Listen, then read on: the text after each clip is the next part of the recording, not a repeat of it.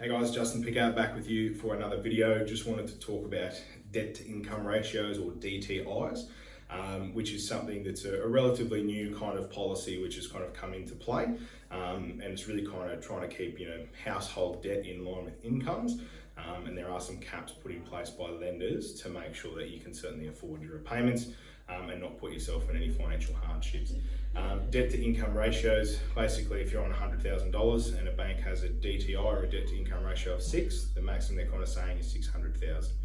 If it's 7, it's 700,000. Some might have a DTI of 8, 800,000, or some other lenders might not actually have DTIs at all. So depending on our scenario, we need to have a look at which way we want to go there. But most of our bigger banks have got a DTI of kind of 6 to 7. Anything outside that, we're kind of looking in our, second and third tier lender spaces there. So debt to income ratio, how can we kind of avoid that? Well, I suppose in simple, the lending game is very simple. The more income we have on paper and the less liabilities that we have, the more we're going to be able to borrow from the banks. So clearing off car loans, credit cards, if we're not using personal loans or any other type of line of credit, if we close those off, that can help increase your borrowing capacity because we're reducing our debt, and it makes our debt to income ratio look a bit better.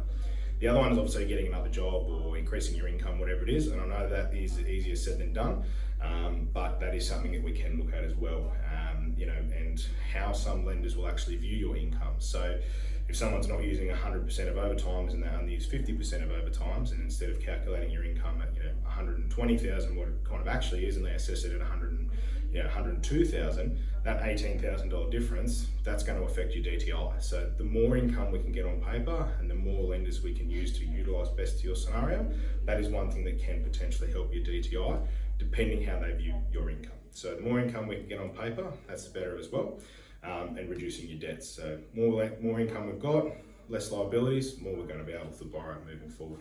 The third thing as well is looking at lenders that have a higher DTI of 8, 9, or even don't have one at all. Again, these guys might charge a premium, but they are a means to an end. So debt to income ratio is just something we've got to battle in the current climate, but again, we've just got to work out what is going to work best for your scenario, how to structure that, how best to utilize your income, and which lenders' policies will allow you to get to your goals at the end of the day. So if you're having trouble with DTIs and we need to take a look at your numbers and review, then we're more than happy to do so. So feel free to give us a call, email, text, hit us up on socials, whatever you need, and myself and the team will be more than happy to help you. Thanks very much. Chat soon.